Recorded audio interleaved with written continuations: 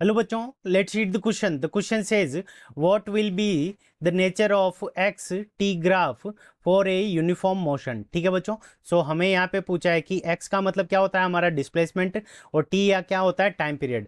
तो displacement time period जो हमारा ग्राफ है वो यूनिफॉर्म मोशन के लिए कैसा होगा। सो इस क्वेश्चन के अंदर हमें ये पूछा है। सो इस क्वेश्चन को करने के लिए हम क्या करेंगे, की कंसेप्ट अप्लाई करेंगे।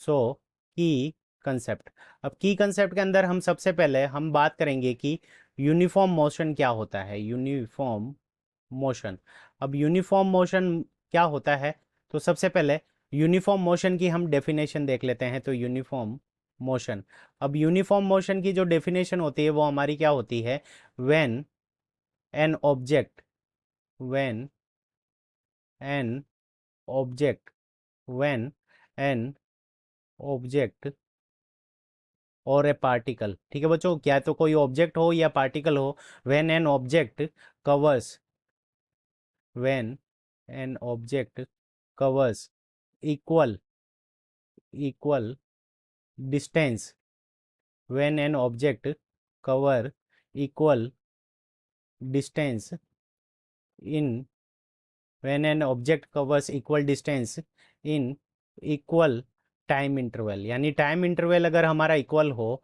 तो उस कंडीशन के अंदर अगर डिस्टेंस हमारी इक्वल हो, इक्वल टाइम, ठीक है, सो उस कंडीशन के अंदर हमारा क्या हो जाएगा कि हमारा जो मोशन होगा वो यूनिफॉर्म होगा। सो इसको अगर हम विद एग्जांपल देखें, तो अगर मान लो कि कोई पार्टिकल है, उसका डिस्प्लेसमेंट हम ऐसे लिख रहे हैं।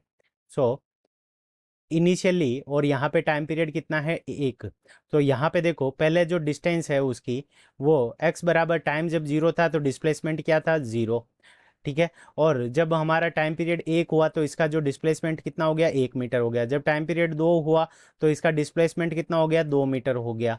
जब टाइम पीरियड हमारा तीन हुआ तो उस कंडीशन के अंदर डिस्प्लेसमेंट हमारा कितना हो गया, 3 हो गया।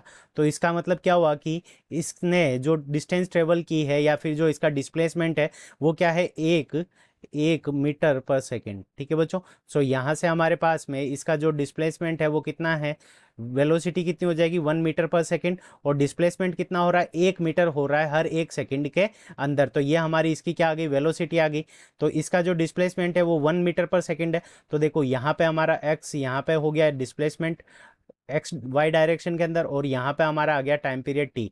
तो एक्स जीरो तो वाई की भी वैल्यू भी जीरो। तो यहाँ पे जब एक्स की वैल्यू एक, तो सॉरी टी की वैल्यू एक तो एक्स की वैल्यू एक। यहाँ पे टी की वैल्यू जब हमारी दो हुई तो एक्स की वैल्यू भी हमारी कितनी हो गई, दो हो गई। जब हमारी टी की वैल्यू तीन हुई तो उस कंडीशन के अंदर जो एक्स की वैल्यू है वो भी हमारी कितनी हो गई, तीन हो गई। तो यहाँ पे जो ग्राफ बन रहा है वो हमें ग्राफ का ही पूछा है। So it will be a straight line. ठीक है बच्चों, सो यहाँ पे हमारा जो ग्राफ बनेगा, will be a it will be a straight line.